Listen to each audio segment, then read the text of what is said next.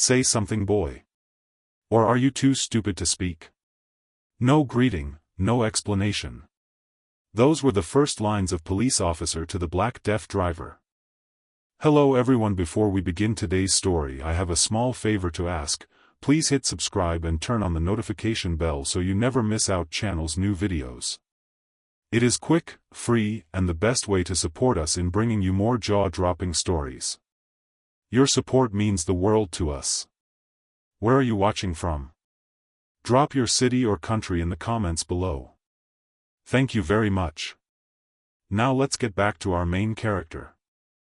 Say something, boy. Or are you too stupid to speak? That's the very first sentence that cuts through the night. Not a greeting. Not an explanation. Just raw contempt, dripping from the voice of Officer Rick Thompson as he leans into the open car window. The silence that follows is heavy. Seconds tick by. The driver, a black man in his 30s, keeps his hands steady on the steering wheel. His face calm, unreadable. His name is David Lawson. But to the officer, he's just another black man stopped on a lonely stretch of highway. Figures, Thompson sneers.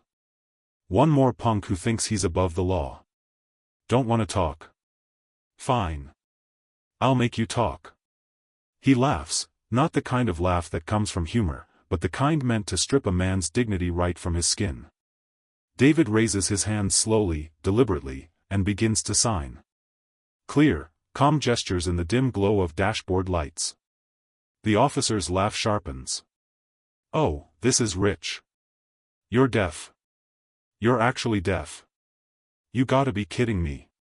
He smacks the side of the car, laughing louder now, his voice pitched for performance. This one can't even hear me. What kind of joke is this? A deaf boy behind the wheel? Who let you out here? Imagine sitting there, every word landing like a stone. You can hear the arrogance, the scorn. David signs again, pointing to his ears, his lips, then shaking his head once. A silent explanation, I cannot hear. But Thompson doesn't care. He leans closer, voice dripping with mock sympathy. Ah, what's the matter? You need a babysitter? You need someone to hold your hand and whisper sweet nothings so you can drive on my road? Then, with a sudden edge, or maybe you're just pretending. Yeah. Playing dumb to avoid answering questions. You people love doing that. The words cut deeper now. You people. Not just a man, but an entire history of disrespect packed into 2 syllables. Another car slows as it passes. A window rolls down. Someone calls, "Hey, leave him alone. He's deaf." The voice carries in the night air. Others begin to murmur. Witnesses are gathering. But Thompson only straightens and raises his voice louder, wanting them to hear. You hear that, folks? We got ourselves a special case tonight. Man can't hear, can't talk, but thinks he can drive like the rest of us. He chuckles again. This is why our streets aren't safe. A gasp ripples from the roadside onlookers. Someone whispers, "That's not right," another voice says, "He didn't do anything." David remains silent. He does not rise to the bait. He does not lower his gaze.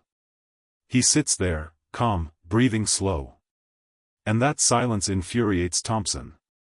Out of the car. Now. His voice is harsh, commanding. Don't play games with me. David obeys. He steps out slowly, deliberately. The night air is cool, heavy with tension. The officer circles him, inspecting him like prey. So, you're a lawyer, huh? He flips through the license again, mocking each word as he reads. David Lawson. 34. Occupation, attorney. You? An attorney? His voice breaks into cruel laughter. Tell me, do you win your cases by just standing there flapping your hands? Do the judges clap for you? Or do they just pat you on the head and give you pity points? The onlookers murmur louder. Someone mutters, "That's disgusting," another voice says, "He can't say that." Phones come out. You can hear the shift in the crowd as people begin recording. Thompson notices, but he doesn't stop. His arrogance only grows. Oh, go ahead and record. I don't care. People need to see what a circus this is. Deaf lawyer. Black lawyer. Driving around like he owns the world. Well, not tonight. Tonight you answer to me. And in that moment, the stage is set. A man in uniform, drunk on power, determined to humiliate. And a man of silence, calm and steady, holding a truth that no one yet knows, a truth that will turn this roadside theater into the opening act of a downfall. The crowd grows restless. Voices whisper. Phones buzz with notifications. And David Lawson, underestimated and mocked, waits. Waits with the patience of a man who knows something no one else does. Because tonight is not just a traffic stop. Tonight is the night the mask slips from an entire department. And everything begins with one officer's laugh. If you've ever seen arrogance mistaken for authority, stay with me. This story is only just beginning. And if it resonates already, make sure you follow and share, so others hear it too. The officer paces in front of David like a predator circling prey. His boots scrape against the pavement, each step deliberate, designed to remind everyone watching who holds the power here. You think you're clever, don't you? Thompson says, voice low and sharp. Sitting there with your little silent act, making me look like a fool in front of all these people. That's what this is about, huh? You think you're smarter than me? David doesn't flinch. His breathing is steady, chest rising and falling like a metronome. His hands move in controlled gestures, slow, unmistakable signing. The words are clear, if only someone would care to read them. I am not resisting. I am deaf. Please communicate another way. But Thompson shakes his head with mock pity. Flapping your hands again? Stop it. I told you already, I don't read that nonsense. English, boy. We're in America. Speak English. From the roadside, a woman gasps. Her voice carries over the hum of passing cars. He just said he's deaf. You can't talk to him like that. Thompson turns his head, sneer widening. Ma'am, unless you're volunteering to translate this circus act, mind your own business. This is official police duty. But the murmurs grow louder. Another voice joins in. He didn't do anything wrong. A man shouts, we're recording this. And in the crowd, phones are lifted higher. Notifications ping. This moment is no longer contained on a dark roadside. It is spreading. And still, David does not speak. He does not argue. His silence becomes its own defiance, a refusal to give the officer the reaction he craves. Thompson steps closer, close enough that his shadow swallows David's frame. His voice sharpens. Let me tell you something, Lawson. Out here, it doesn't matter what you are, lawyer, doctor, preacher. You don't follow orders, you don't show respect, you get put down. Understand? The irony hangs in the air. A man demanding respect while spitting humiliation with every word. David signs again, his gestures patient, deliberate. His expression unreadable, almost serene. And for the first time, something flickers in the officer's voice, not fear, not hesitation, but irritation. The kind that comes when cruelty meets an unexpected wall. You think you're better than me? Thompson snaps. You think that by staying quiet, by playing this little deaf act, you're in control? No. You're mine tonight. And if you don't start cooperating, I'll make sure you regret ever getting behind that wheel. Gasps ripple again from the onlookers. Someone shouts, he's threatening him. Another voice adds, that's abuse. But Thompson doesn't stop. He slams his palm against the hood of the car, the metallic thud ringing into the night. Hands back up. Now. David complies. Slowly, deliberately, he raises his hands again, palms outward, the universal gesture of surrender. And in that small motion, the humiliation deepens. Because this is what Thompson wants, a silent display of power, a stage where his voice dominates, unchecked. "You're lucky I'm even wasting my time," Thompson sneers. "Most nights, I'd have you on the ground by now. But you? You're gonna stand there and let everyone see what happens when you cross me. You're gonna learn." A hush falls, broken only by the faint hum of the patrol car engine. The crowd is silent now, not from apathy, but from the kind of stunned disbelief that makes people hold their breath. The officer's words are louder than the night itself. And then, as if to twist the knife further, Thompson leans close and says, almost conversationally, "Tell me something, Lawson. Do you pray? Do you ask your God to protect you on nights like this?" He pauses, then chuckles darkly. "Because if you do, he's not listening either." It's a line meant to shatter. A line meant to crush dignity, to salt the wound of silence with cruelty. Someone in the crowd can't take it. "That's disgusting," a woman yells. "You can't talk to him like that." Another voice joins, "We're sending this to the news." Thompson straightens, pretending confidence, but the edge of unease creeps into his tone. "Go ahead. Send it. Nothing to hide here.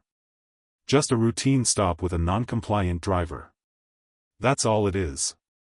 But deep down, he knows. The crowd is bigger now. Cars have pulled over. More phones are lifted. Every insult, every cruel word, is leaving this dark road and racing out into the world. And still, David Lawson waits. Silent. Patient. Calm. Because unlike the officer, he knows how this story ends. Thompson's radio crackles, his voice sharp as he presses the button. "Need an assist at mile marker 42. Subject is uncooperative." The word uncooperative cuts the air. Everyone knows what it means when a police officer says it. It is a loaded word, a dangerous one. In reports, it justifies whatever comes next. Within minutes, headlights approach from the distance. Another patrol car pulls up, its beams cutting across the scene. The crowd shifts uneasily as two more officers step out. Their boots strike the pavement with authority, and the weight of the encounter doubles. One of them, younger, glances at David with confusion. "What's going on here?" he asks, his voice neutral but curious. Thompson smirks, gesturing broadly toward David. Driver won't answer questions. Claims he's deaf. Just stands there waving his hands around. Classic stalling tactic. The younger officer squints at David, then back at Thompson. "If he's really deaf, then..." But Thompson cuts him off, laughing loudly enough for the crowd to hear. "Oh, come on. Deaf, lawyer, middle of the night, give me a break. He's playing us. Trying to make me look like the bad guy." He turns to David with exaggerated mockery. "Isn't that right? You're enjoying this, aren't you? Getting all this attention while you stand there like a statue." David signs again, his movements patient, deliberate. "I am not resisting. I am deaf. Please get someone who can communicate." The younger officer shifts uncomfortably, but Thompson barrels forward, voice dripping with scorn. "See that? He's doing it again. Pretending. Do you understand a word he's saying? No? Exactly. Nobody does. This is a show." From the crowd, a woman calls out, "He's telling you he's deaf. Why won't you listen?" Another man adds, "You're humiliating him for nothing." Phones are still lifted, still recording, the audience now a chorus of disbelief. But Thompson raises his chin, playing to the crowd like an actor on stage. "You want a show? Here it is. Watch what happens when someone refuses a lawful order." He steps closer to David, his voice lowering to a hiss meant to sting. "I could put you in cuffs right now. Drag you into my car. Call it obstruction. Nobody would question me." "Not really." David doesn't move. His silence is heavy, a wall against the storm of words. The second backup officer, older and gruffer, steps forward now. His voice carries a tone of unquestioned solidarity. "Rick, what's the holdup? Just cite him or haul him in." Don't waste the night. And there it is, casual cruelty, efficiency over dignity. The younger officer frowns. But if he's really deaf? Thompson waves him off, voice rising. He's not deaf. He's difficult. He's defiant. And people like him always think they can play the system. That line lands like a hammer. People like him. It's no longer about one man, but an entire identity reduced to suspicion.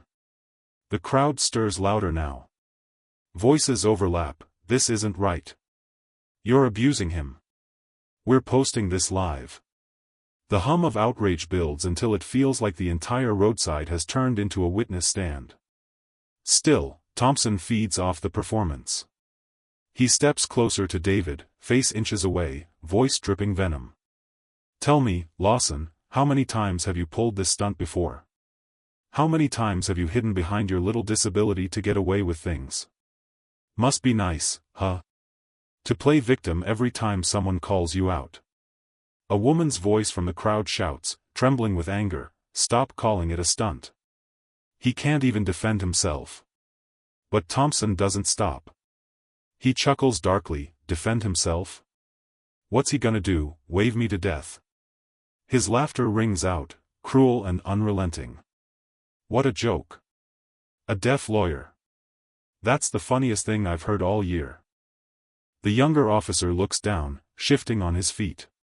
The crowd grows restless, their outrage pressing against the invisible barrier of fear. No one dares step closer, but their voices grow sharper. You're gonna lose your job for this. We've got everything on video. Thompson's sneer widens. Let them record. Who cares? Nobody's taking the word of some silent driver over mine. He spreads his arms as if to welcome the spotlight. I run this road. My word is the law. And in that moment, the arrogance is complete. A man in uniform, daring the world to challenge him. A man so certain his power is untouchable that he mocks not just the driver before him, but the entire idea of accountability. But David Lawson doesn't flinch. Doesn't lower his head. Doesn't give in to the humiliation. He stands there, silent, steady, patient, the calm in the storm. Because he knows something the officer does not. This is not just a traffic stop. This is the first domino in a collapse. And before the night is over, every cruel word, every insult, every threat, will echo far louder than Thompson ever intended. Thompson circles David once more, slow and deliberate, like a predator savoring its dominance. His boots scrape against the gravel, each step echoing louder than it should in the tense silence. He leans in close, so near that his words could be mistaken for whispers, except he makes sure they're loud enough for the audience. You know what I see when I look at you, he says, jabbing a finger toward David's chest. Not a lawyer. Not some brilliant mind. Just another man who thinks he's above me because he hides behind excuses. His lip curls into a snarl. And tonight? Those excuses aren't working. David doesn't flinch. His stillness is unnerving, almost defiant, as though his refusal to react is more powerful than any outburst could ever be. And that unsettles Thompson. Because cruelty feeds on reaction. Without it, his mockery begins to sound hollow. So he doubles down. Tell you what, Thompson says, his voice carrying to the farthest edges of the crowd. Why don't you prove it? Why don't you say something? Come on, Lawson, one word. That's all. One word. He cups his hand to his ear, feigning struggle. Can't hear me? Oh right, you're deaf. How convenient. He straightens, turning to the crowd like a comedian expecting applause. Ladies and gentlemen, I present to you, the mute miracle of the highway. Trained in the fine art of playing dumb. A ripple of disgust rolls through the crowd. Someone shouts, enough already.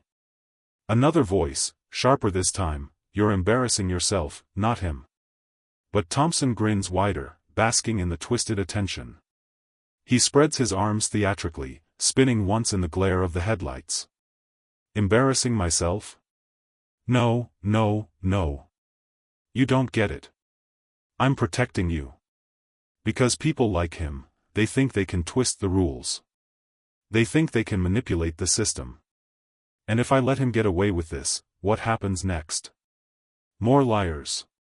More fakes. More people laughing at the badge. The irony is suffocating. The man who mocks silence is deaf to the voices rising against him. The younger officer, still watching uneasily, finally speaks up. "Rick, maybe we should." But Thompson cuts him off with a sharp wave. "No. I've got this." He steps even closer to David, close enough that the tension crackles in the air between them. His voice lowers into a venomous growl, meant for David but heard by all. "You're not fooling me. You think your silence makes you strong, but it doesn't. It makes you small. Pathetic. You're standing here hoping your quiet will shame me in front of them. But I don't feel shame, Lawson. Not tonight. Not ever." He pauses, letting the words linger like poison. "You can't win." For the first time, David's eyes shift. Just slightly. A steady, piercing look that meets Thompson's and doesn't waver. A look that says without words, "You're wrong." And for a fleeting second, Thompson falters. Because behind that silence is something unshakable. Something he doesn't understand. Something that frightens him more than he would ever admit. The crowd senses it, too. A change in the air. What was once humiliation has become something else, a test of endurance, of dignity, of truth. And David, though silent, is winning. Thompson feels it slipping, so he explodes louder, desperate to reclaim control. "You think they care about you? You think this crowd is on your side? They'll go home tonight and forget you ever existed. But me?" He pounds his chest with his fist. "I'll still be here. In uniform. In control. I write the reports. I decide what the truth is." The arrogance is deafening. But the crowd is no longer passive.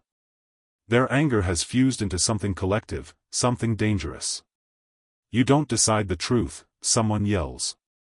"We all see what's happening." Another adds, "This is going online. Everyone's gonna see you for what you are." Phones rise higher. Flashes blink in the darkness. A live audience becomes a digital one. The humiliation, once confined to this roadside, is now destined for millions. And still, David does not move. Does not break. Does not let Thompson's words define him. Because David Lawson understands something the officer cannot, that silence, when chosen, is not weakness. It is power. And in that silence, Thompson has already lost more than he knows. He just doesn't realize it yet. The crowd swells, voices overlapping, shouts echoing into the night.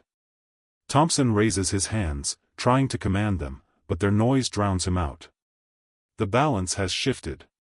Authority is crumbling under the weight of arrogance. And David, silent, steady David, stands at the center of it all. Not as a victim. But as the beginning of a story that will shatter everything they think they know. The night is no longer quiet. What began as murmurs has swelled into a restless chorus of voices. Some plead, some shout, some record. Every word carries the sharp edge of disbelief. "Let him go," a woman cries.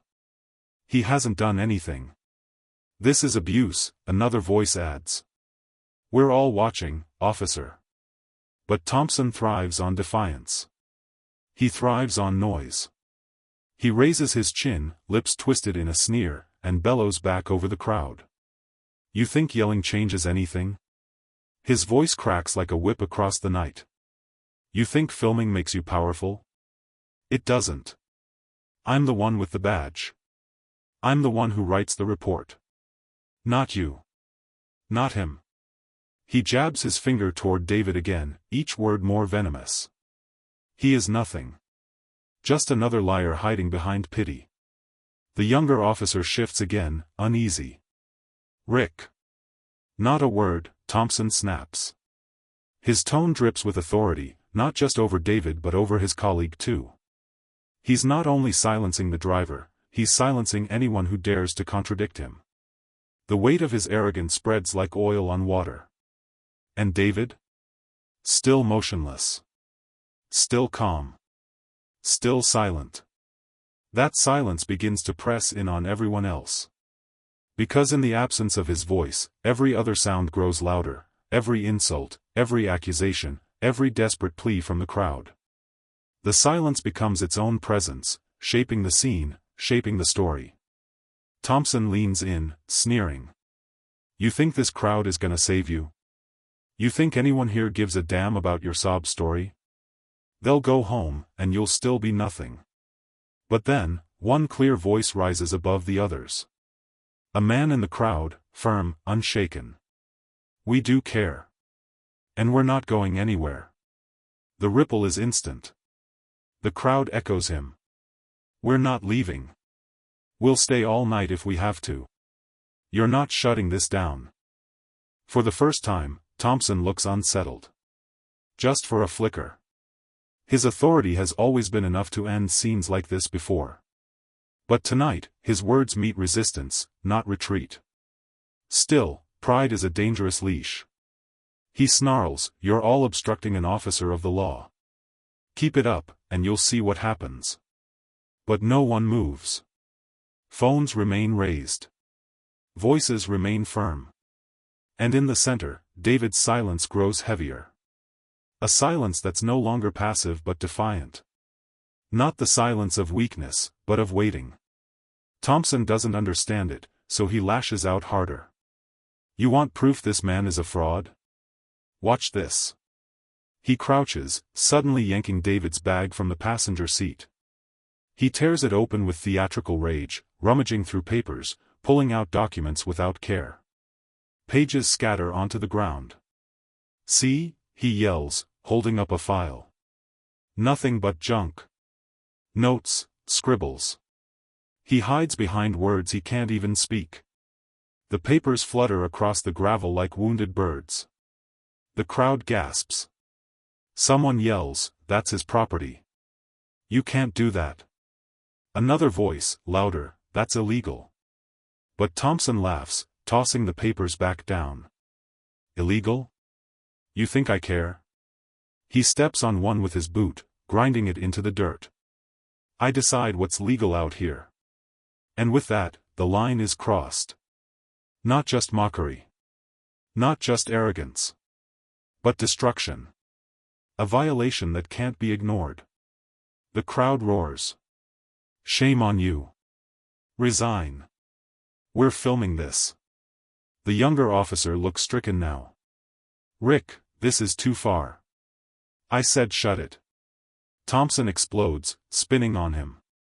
You question me again, and I'll write you up so fast you'll be walking a beat in the middle of nowhere. Do you hear me? The young officer swallows hard, falling silent. But his silence isn't obedience, it's fear. And in that silence, the balance shifts again. Because while Thompson bellows, while the crowd protests, while the night shakes with tension, David Lawson remains still. Not broken. Not small. Just, waiting. Because David knows what Thompson does not, that every insult, every violation, every arrogant word is not erasing him. It is recording itself. Etching deeper into a story already too heavy for Thompson to escape. And when the truth comes, it will not just break the officer's words. It will bury them. The crowd doesn't know this yet. But they can feel something shifting. A sense that the silence isn't weakness, it's strategy.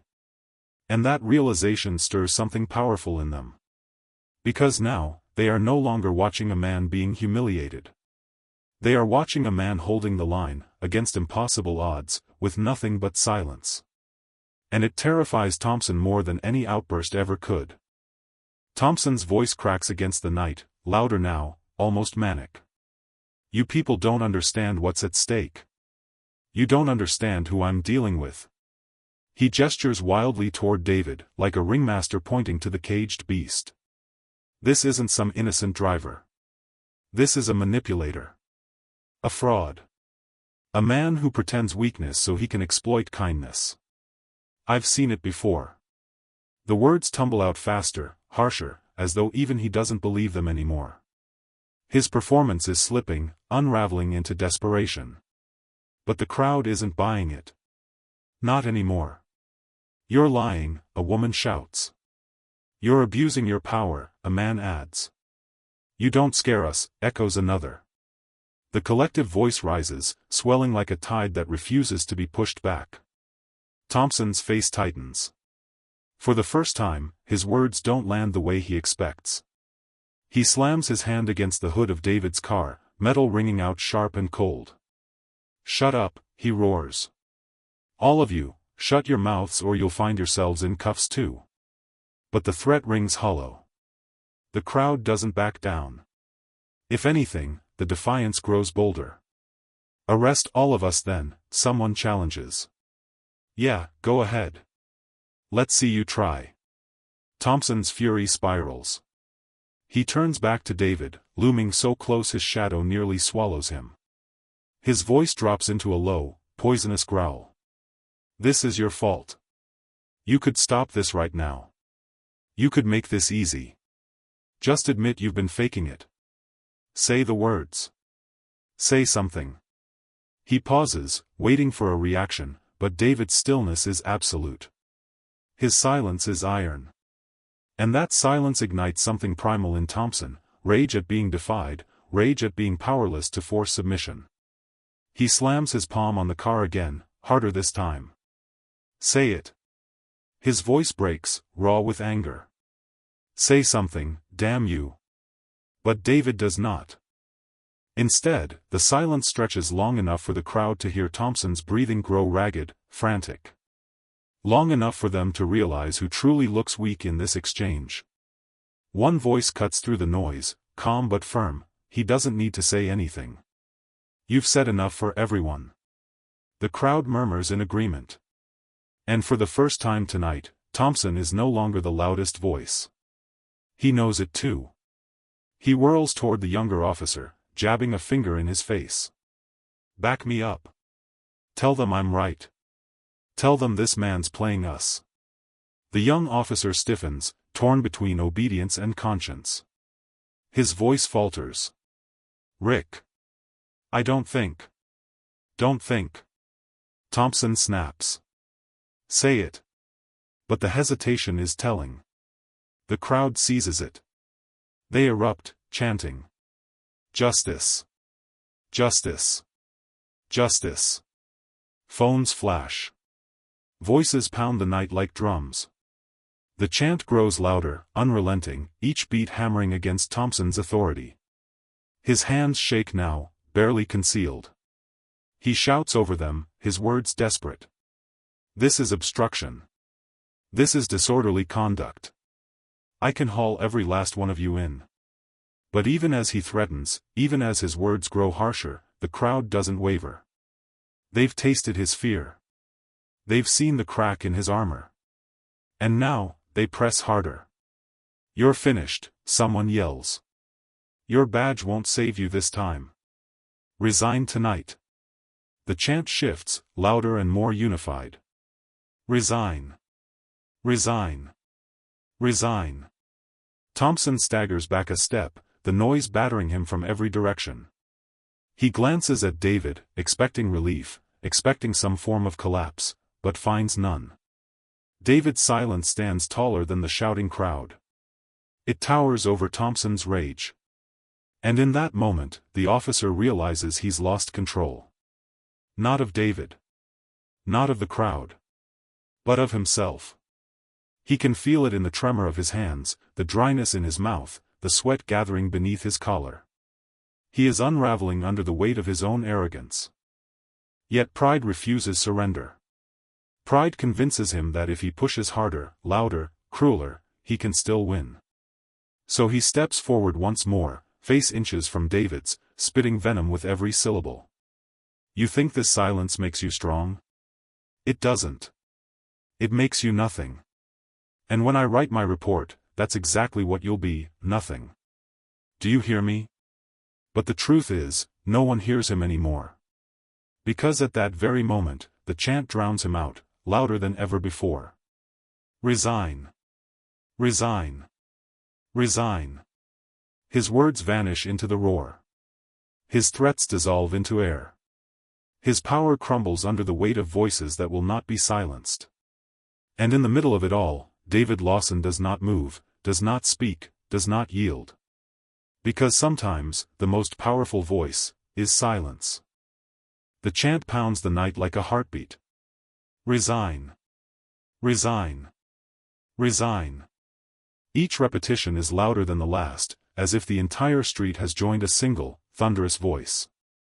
The sound rattles against the cruisers, bounces off storefront windows, and coils around Thompson like a noose.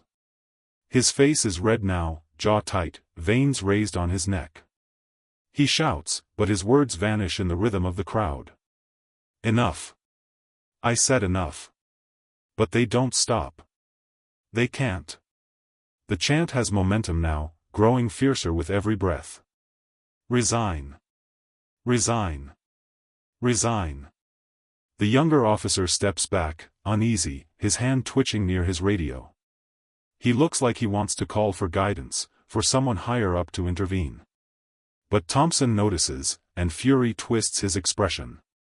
You don't touch that radio, he snaps, pointing a trembling finger. You don't breathe unless I tell you to. The younger officer freezes, torn between fear and duty. His silence says everything the crowd needs to know. Even his own partner doubts him. And still, David Lawson stands motionless. Silent. Steady. Unbroken. Thompson's rage surges hotter with every second.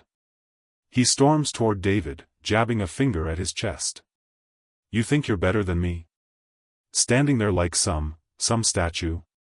You think your silence makes you untouchable?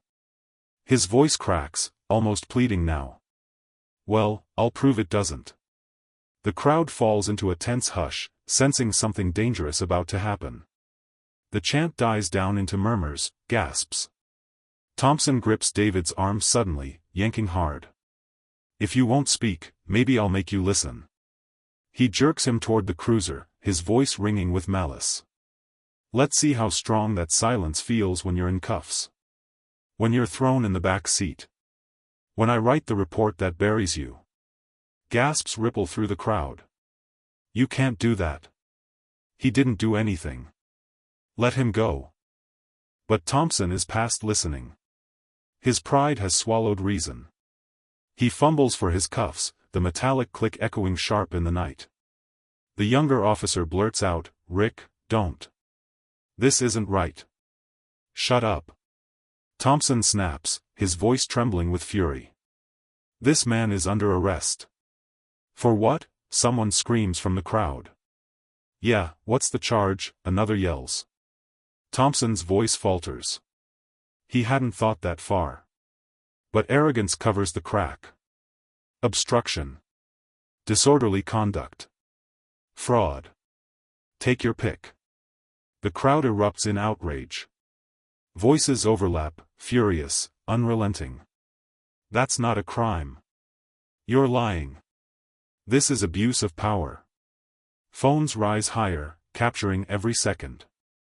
And still, David does not resist. His stillness is almost eerie, like he knew this moment was inevitable. He lets Thompson grip his wrist, lets the cold cuff hover just inches from snapping shut. The officer's hand shakes. Not from hesitation, but from rage so white-hot it burns through his composure. His voice cracks again. Say something. Just say something and I'll stop this. But silence answers him. A silence so loud the crowd feels it. A silence so sharp it cuts through every shout, every protest. And that silence terrifies him.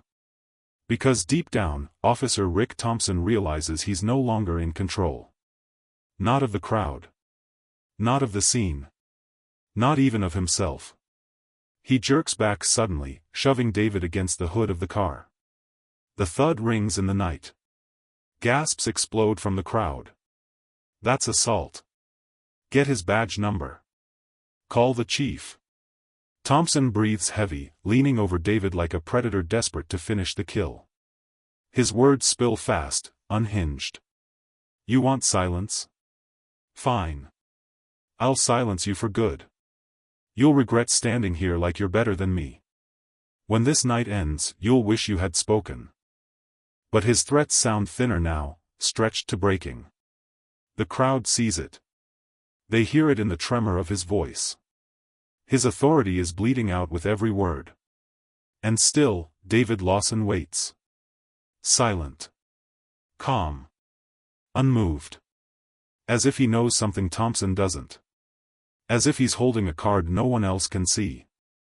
And that thought gnaws at Thompson's pride until it twists him into desperation. He grabs the scattered papers from the ground, crumples one in his fist, and shoves it in David's face. Is this what you hide behind? Scribbles? Words you can't even say out loud? He rips the page in half, tossing it into the night. Pathetic. Worthless. The crowd erupts again, angrier than ever. Stop him. This is criminal. He's finished. But Thompson doesn't stop. He can't. Because the more he tries to break David, the more he feels himself breaking instead. And that's the truth he cannot admit. Because tonight, the silence is not weakness. It is a mirror. And what it reflects back at him is unbearable. The torn papers flutter to the ground, half crushed, half scattered by the night breeze. They look fragile, but in the eyes of the crowd, they've become evidence, symbols of power trampled, rights destroyed. The crowd's outrage rises higher, angrier, sharper than before. You're finished. This is abuse of power. Everyone's watching, officer. Thompson ignores them. Or tries to. His focus is locked on David, his pride hooked like a fish that won't let go. His face twists, red with fury, voice cracking as he shouts. Nothing you write matters. Nothing you do matters. Because I decide what happens tonight. Do you hear me? I decide. But the words don't land the way they once did. They sound thin now, stretched, desperate. The crowd hears it. They don't fear him anymore. They loathe him. And David? Still silent. Still steady. Still staring with that unshakable calm. That calm is a blade. Every second it endures, Thompson feels it cut deeper, slicing away at his authority until nothing is left but noise. He shoves David harder against the hood of the car, voice ragged. You're mocking me, aren't you? Standing there, pretending you're better than me. You think this silence makes you noble? It doesn't. It makes you pathetic. Say something. The younger officer steps forward at last, voice trembling but firm. Rick, stop. This isn't right. The crowd seizes on it instantly. Listen to your partner. Even he knows you're wrong. Thompson whirls on him, eyes wild. Don't you dare side with them. You think you know better than me? You think you'll keep your badge if you betray me? The young man falters but doesn't step back. His silence is enough. It damns Thompson further. And the crowd explodes again. Resign. Resign. Resign. The chant returns, louder than before. A wall of sound, relentless, pounding. It smothers Thompson's words, strangles his authority, drowns his anger. Resign. Resign. Resign. His chest heaves, sweat glistening on his brow, fury spilling into every movement. He rips at the papers again, scattering shreds into the air, as though destroying them will somehow restore control. You think you can record me? You think you can chant me out of a job? His voice cracks, shrill. I've been on this force 15 years. I've faced worse than this. I don't break. But his voice betrays him. Everyone can hear it, the tremor, the ragged edges, the unraveling. The younger officer mutters under his breath, almost too quiet for the crowd to hear. You already have. And with those words, something shifts. The chant grows louder still. The crowd isn't afraid anymore, they're emboldened. What was once scattered voices has become a unified force, hammering at Thompson's pride until it buckles. Resign. Resign. Resign. He screams over them, but they don't stop. He yells threats, but they fall flat. He slams his fist against the hood, but the noise is swallowed whole. And still, David Lawson says nothing. Because David doesn't need to. His silence is louder than Thompson's shouting. His calm steadiness is stronger than the officer's collapsing rage. His presence is the anchor in a storm Thompson cannot control. And the officer knows it. He can feel it in the way his hands shake, in the way the crowd's eyes burn into him, in the way his own partner no longer stands at his side. He is alone. And the man he tried to humiliate, silent, calm, unmoved, now towers over him without ever speaking a word. Thompson's last defenses crumble. His voice lowers, almost pleading now. Say something, anything. Just, say something. But the answer is the same as it has been all night. Silence. A silence that damns him. A silence that exposes him. A silence that will soon destroy everything he thought untouchable. And the crowd knows it. Because they can feel, even without understanding why, that this man's silence is not the silence of defeat. It is the silence of someone who holds the truth, and is waiting for the perfect moment to release it. And that moment is coming. Very soon. Can you feel the shift building? Every second of silence is fuel for what's coming next. If you're listening right now, drop a comment with one word, justice. Let's see how many of us are here, waiting for the turning point. The chant still shakes the night. Resign. Resign. Resign. The sound rolls over the parking lot in heavy waves, drowning every last shred of Officer Thompson's authority. His hands tremble, his jaw clenches, and for the first time in his long career, he knows he has lost, not in the quiet, hidden way complaints used to vanish, not in the secret corridors of a precinct office, but here, in public, before 100 eyes and a dozen recording phones. His downfall has begun, and it is irreversible. But the man at the center of it all, David Lawson, has not spoken a word. Not one. He has stood in silence, steady, unbroken, unbending, while an entire community rose up around him. And now the silence shifts. David straightens. Slowly, deliberately, he pulls himself off the hood of the car where Thompson shoved him. He bends down, gathering the torn remnants of his documents, pressing them into a neat stack in his hands. His movements are calm, measured, almost surgical, as though every detail is deliberate. The crowd quiets, sensing something is about to happen. The chant fades, replaced by whispers. What's he doing? Why is he so calm? He hasn't said a word all night. Even Thompson feels it. He stumbles back half a step, uncertainty flickering in his wild eyes. For hours he has owned the noise. He has screamed, cursed, and mocked. But this silence is no longer his to control. David lifts his head. His gaze locks on Thompson, steady as steel. Then, for the first time that night, David Lawson moves his lips. His voice is clear, firm, and it cuts the night like a blade. My name, he says, is David Lawson. The crowd freezes. For a heartbeat, it feels as if even the air itself has stopped moving. Thompson blinks, caught off guard by the sound of the voice he swore did not exist. David continues, louder now, unwavering.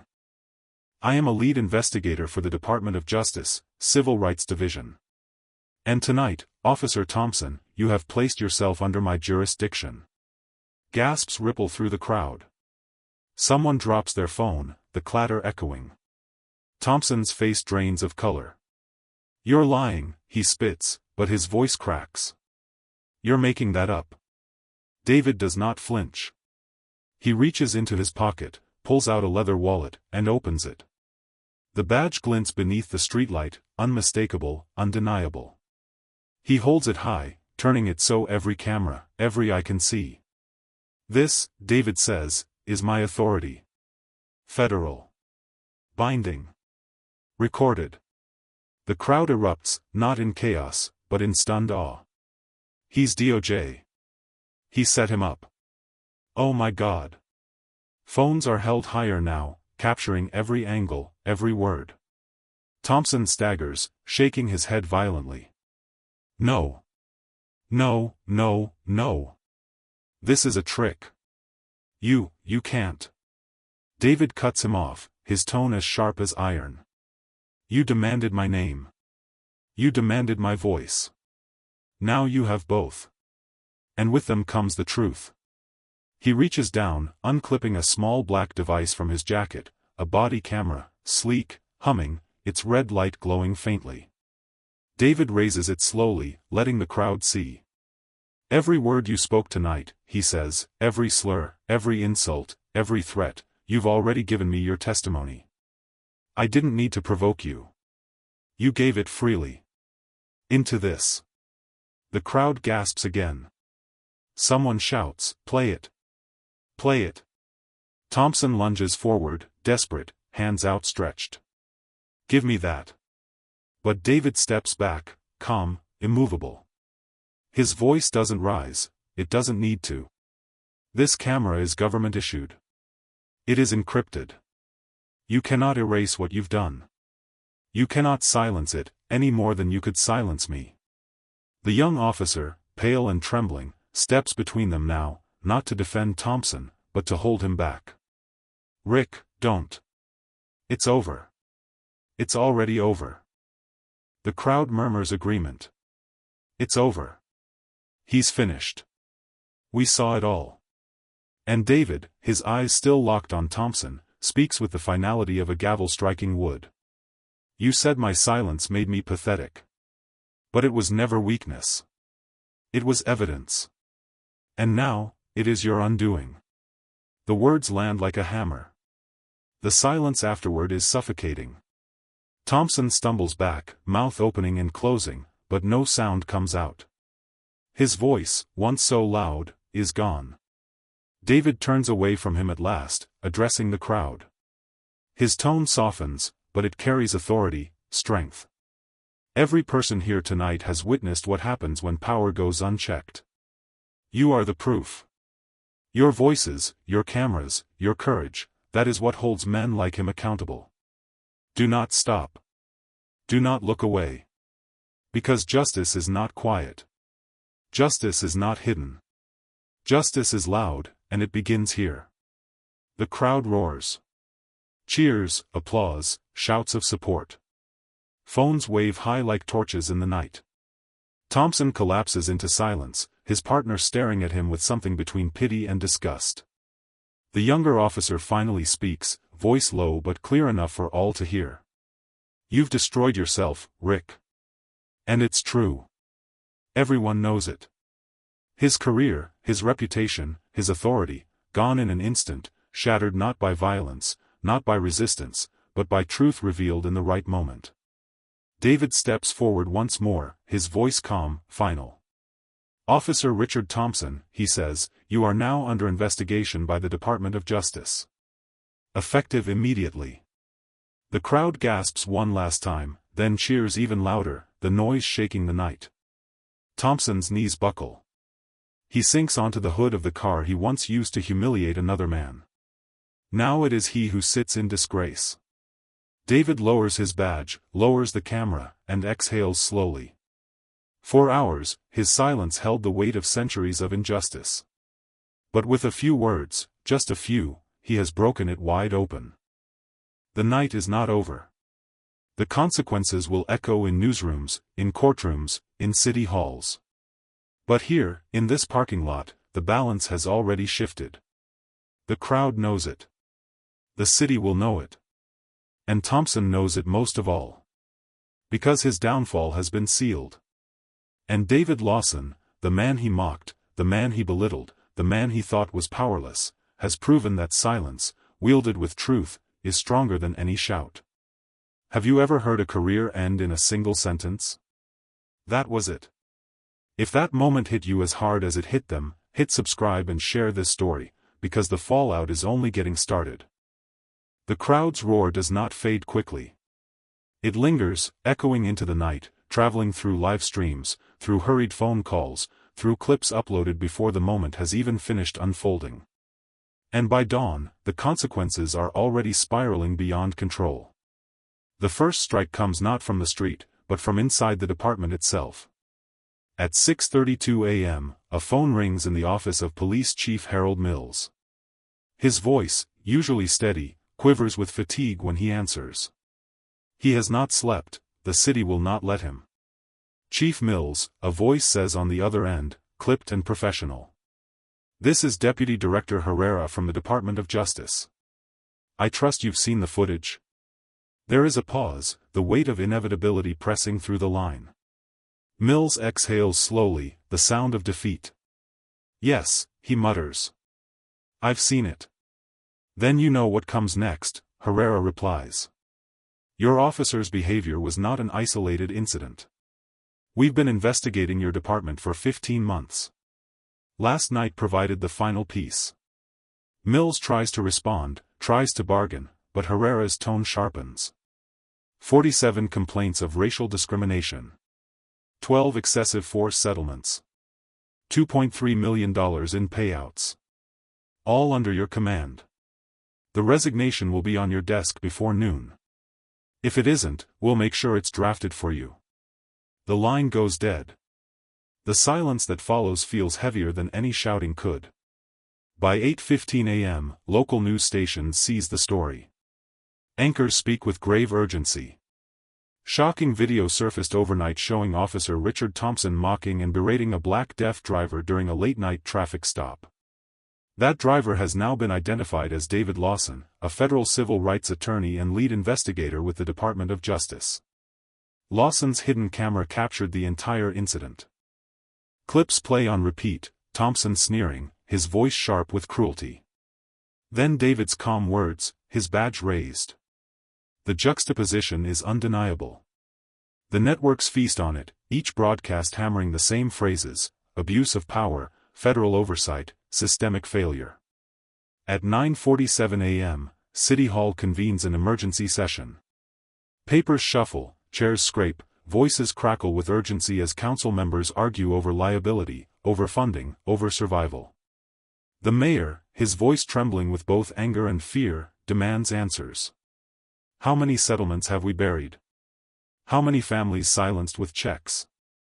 We can't sweep this one under the rug. Not when the entire country has seen it before breakfast. A councilwoman slams her fist on the table. This is the cost of looking away. 47 complaints, and we ignored them.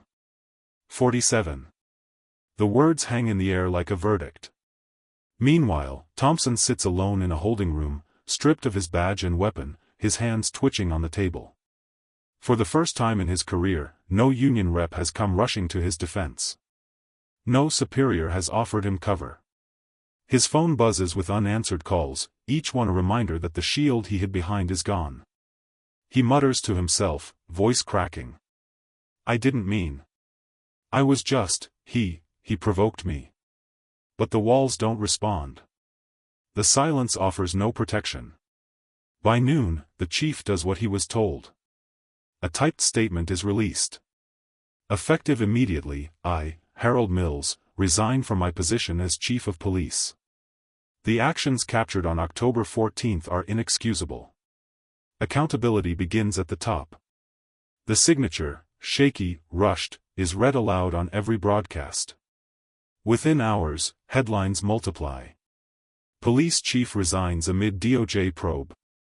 Officer Thompson at center of national scandal. Deaf DOJ attorney turns tables on abusive cop. Social media ignites like wildfire. Notifications chime endlessly. Comments pour in. Imagine the strength it took to stay silent until the perfect moment. 47 complaints. How many voices did they ignore before his? Share this until everyone hears it. Justice has a sound. Each post spreads further, the story carried into homes, offices, classrooms. David Lawson's silence has become the loudest voice in the nation. By evening, the Department of Justice holds a press briefing. David does not attend, he doesn't need to. Others speak for him now. A spokesperson reads the findings into the microphone, voice steady, formal. After a 15-month investigation, the Department of Justice has determined that the Brookdale Police Department has engaged in a pattern and practice of unconstitutional conduct. This includes racial discrimination, violations of the Americans with Disabilities Act, and repeated use of excessive force. Federal monitorship will be imposed immediately. Questions fly from reporters, but the core message is already clear: the department is under federal control. In living rooms across the country, families watch, stunned and inspired. Parents explain to their children why this matters. Teachers bring the footage into classrooms. Activists amplify it, weaving it into larger calls for reform. And in the city itself, something shifts. Protesters who once marched unheard now find their chants echoed in council chambers. Residents who once feared speaking out now flood hotlines with testimony. The wall of silence that shielded the department for years is cracking, crumbling. Meanwhile, David returns to his quiet apartment. For the first time in 24 hours, he allows himself to sit, to breathe. His phone buzzes endlessly with messages of support, of gratitude, of awe. But he does not seek the spotlight. He never did. He thinks of the countless names buried in court files, of families silenced with settlements, of the 47 complaints ignored. His voice is calm as he reflects aloud, as though speaking to history itself. This was never about me. It was about truth. And truth, when spoken, or signed, at the right time, is unstoppable. By the end of the week, Thompson is indicted on federal charges. By the end of the month, the department announces sweeping reforms: body cameras required on all officers, mandatory training in sign language and disability awareness, independent oversight panels with civilian members. The cost is staggering: millions in funding cut, reputations destroyed, but the city has no choice. The silence of one man forced them to listen. And the story does not fade. 6 months later, it is still cited in speeches, in classrooms, in living rooms. It becomes a case study in law schools, a rallying cry in activist circles, a warning to departments across the country. Because it is not just about one night, one officer, one act of cruelty. It is about the system that enabled him, and the moment it was finally forced to face itself. And at the heart of it all stands David Lawson, a man once mocked for his silence, now remembered for the sound his truth made when the world finally had to listen. This wasn't just one man's fall, it was a system crumbling in real time. If you believe stories like this need to be told, leave a comment, share this video, and help amplify voices too often ignored. 6 months have passed. The city of Brookdale does not sound the same. Where once the hum of silence and fear cloaked its streets, now the air carries conversations, public forums, council debates, town hall meetings where citizens speak without trembling. It is not perfect, it is not utopia. But the silence has cracked, and through that crack, voices pour. In classrooms, teachers replay the footage not as tragedy, but as lesson. They pause on David Lawson's words, the moment he spoke his name into history, and ask their students, "What does courage sound like?" Hands shoot up. Answers vary: some say it sounds like truth, others say it sounds like justice. And some whisper that it sounds like silence breaking open at just the right time. In City Hall, the reforms continue. The Oversight Committee, once a token panel with no teeth, is now packed with citizens who once marched in protest. They read reports aloud, demand answers, cite numbers. They speak into microphones that once ignored them, and now their words carry weight. Officers are trained not only in sign language, but in disability awareness, in de-escalation, in community engagement. For some, it is slow, painful work. For others, it is a new beginning. The department is smaller now. Federal monitors still walk its halls. The weight of 47 complaints hangs like a scar that will never fully fade. But it is no longer hidden. And that, in itself, is change. As for Richard Thompson, his name is no longer worn like a badge. It is whispered in courtrooms, printed in case files, attached forever to a fall that seemed impossible until the moment it happened. He faces federal charges, not just for that night, but for a career that left a trail of damage behind him. His voice, once booming with arrogance, has been reduced to depositions and transcripts where his words are dissected as evidence. He is no longer the predator circling others. He is the lesson others are warned by. And David Lawson? He has not sought fame. He has not sat for interviews, nor written memoirs, nor stood behind podiums with flashing cameras. Instead, he has returned to his work, quiet, steady, relentless. His silence has not left him, it has only grown more powerful. Colleagues greet him differently now. Where once some overlooked him, underestimated him, they now pause, shake his hand, and say his name with respect. Mr. Lawson. Attorney Lawson. Investigator Lawson. The titles matter less than the tone. It is no longer dismissive. It is no longer doubtful. It is recognition earned not by spectacle, but by principle. One evening, 6 months to the day, David sits across from a younger attorney fresh to the Department of Justice. The young man leans forward, voice eager. How did you stay calm that night? How did you wait until the exact right moment? David smiles faintly. His reply is simple, but it carries the weight of every step, every insult, every long silence he endured. Because justice is not about being first. It's about being right. And sometimes, silence is the sharpest tool we have, until it's time to speak. The younger attorney nods, quiet. The lesson is not dramatic, not thunderous. But it lingers. Outside, the city moves forward. New complaints arise, new tensions surface, new battles are fought. The work of justice is never finished. But what happened 6 months ago is not forgotten. It is retold in council chambers, in classrooms, in family dinners. It lives as proof that one man, underestimated because of his race, his disability, his silence, could bend the arc of an entire city. And as the night deepens, as the hum of the city softens into quiet, David Lawson leans back in his chair, steady as ever. He knows more battles are coming. He knows silence will be mocked again, that arrogance will rise again. But he also knows what arrogance fears most, the moment truth finally speaks. And so, the story ends not with thunder, not with fire, but with a promise. Justice has a sound.